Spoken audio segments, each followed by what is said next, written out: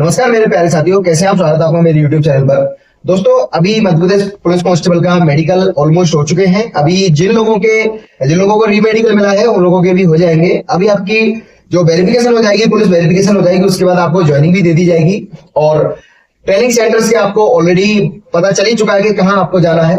तो अभी सबसे पहले जो आपके मन में एक ख्याल आता होगा कि हम जब ज्वाइनिंग लेंगे उसके कुछ दिन बाद जब हमारी सैलरी आएगी तो हमें कितनी सैलरी मिलेगी, क्योंकि जब हम भी नए ज्वाइनिंग लिए थे तो हमें भी यही जिज्ञासा थी, हमें जानने की बहुत इच्छा होती थी कि कितनी हमको पहली सैलरी मिलेगी।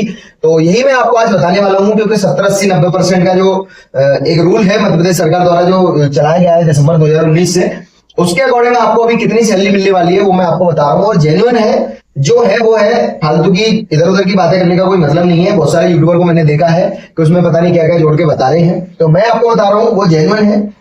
जो हमारा बेसिक पे है, जब आप ज्वाइनिंग लेंगे शुरुआत में, तो अपना जो बेसिक पे है वो 19,500 है। तो जो बेसिक है ये 19,500। अब क्योंकि 70% अपने को बेसिक का मिलना है और डीए का भी 70% ही मिलना है, तो अगर हम 19,500 का अगर 70% अगर निकालते हैं तो 13,650 जो आपको मिलने वाला है वो 13,650।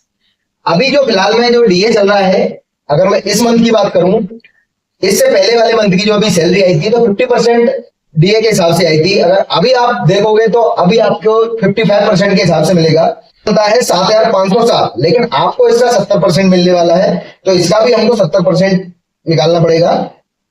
तो अभी जो आपका डीए है वो मिलेगा 5,255 रुपए।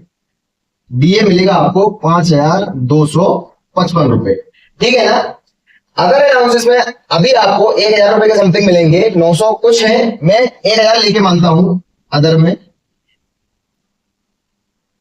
लेकिन जो हमारा 10% है, अभी आपका 1-2 महीने नहीं कटेगा, उसके बाद एनपीएस अकाउंट जैसे ही आपका क्रिएट हो जाएगा उसके बाद आपको कटने लगेगा। लेकिन वो जो है कटता है वो इन दोनों का एडिशन करता है, इसका 10% कटता है तो इसका, ठीक है ना, 18,875 बनता है। और इसका अगर 10% अगर डिडक्शन में मान लें, डिडक्शन अभी मैं आपको पूरे टोटल बता देता हूँ कि कितना बन रही है आपकी सैलरी। 18,875 ये और 1,000 ये, तो टोटल जो सैलरी आपकी बन रही है 19,875। इसमें से जो डिडक्शन हो जाएगा, डिडक्शन कितना हो जाएगा 18,875 का 10% अगर आप निकालेंगे तो 1,880 रुपए के समथिंग होगा, 1,881 के समथिंग। तो मतलब 1,880 आपका माइनस हो जाएगा। 1,995 सैलरी मिल रही है आपकी, इसको मैं हटा देता हूं।